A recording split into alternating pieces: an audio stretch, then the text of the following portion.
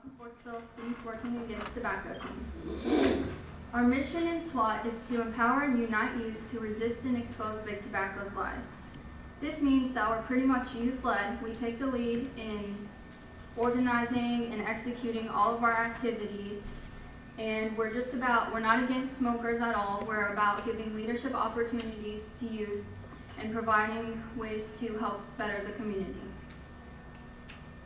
I'm here today to tell you a little bit about SWAT and to let you know that you can utilize us as expert resources in anything tobacco related.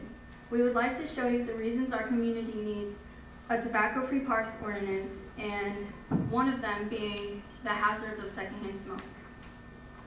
Tobacco-free parks ordinance would benefit our community in 4 major ways. It would create a consistent message for all recreational activities. It would allow leaders to model healthy lifestyle choices, change community norms, and it would break the connection between tobacco use and sports. The main reason Lawton should consider a tobacco-free parks ordinance is because secondhand smoke is dangerous to those who do not smoke. Some people might say, well, if I'm smoking outside, then I shouldn't be harming anyone. But secondhand smoke levels in outdoor public places can reach as high as those in indoor places that allow smoking. When a smoker lights up, more than 4,000 chemicals are released into the air, and even brief exposure to these chemicals can put a non-smoker's health at risk.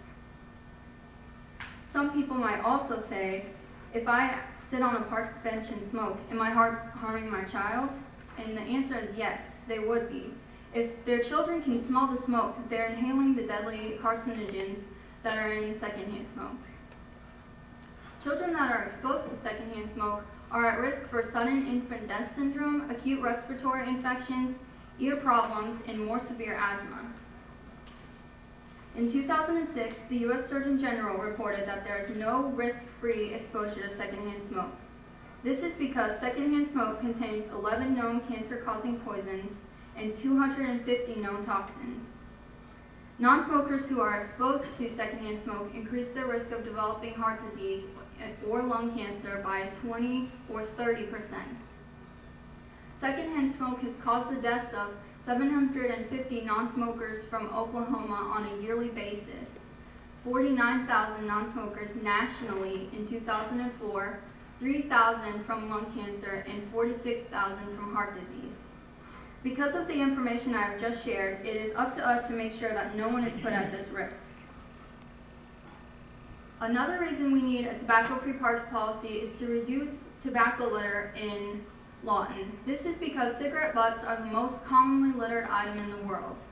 So much so that in 2005, the International Coastal Cleanup picked up so many pieces of cigarette litter that if you lined each piece up front to back, it would reach from the ground to the moon and back twice. Hi, my name is Rebecca Pollard, and I'm the research chair for SWAT.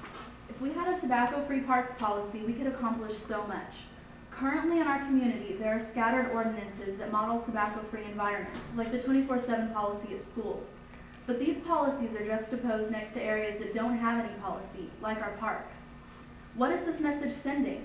By allowing an action to be modeled in the most populated areas, children and community members are unclear on whether the action, in this case tobacco use, is acceptable or not. Kids look up to the older people in their lives, and by eliminating the idea that using tobacco products is normal, we are changing the perceptions that kids develop about tobacco.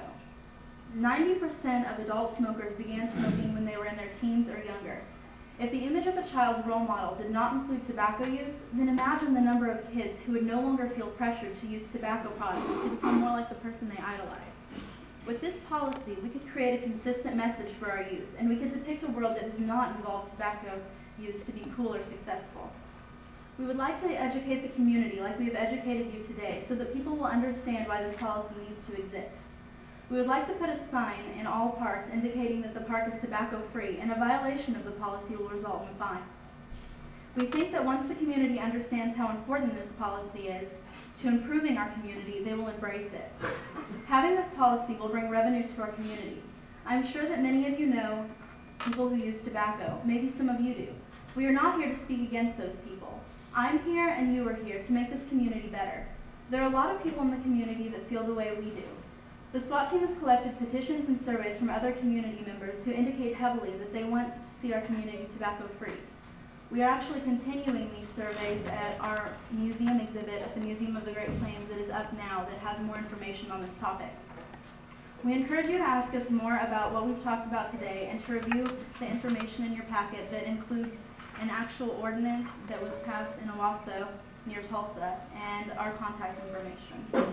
Thanks so much for having us and have a great day.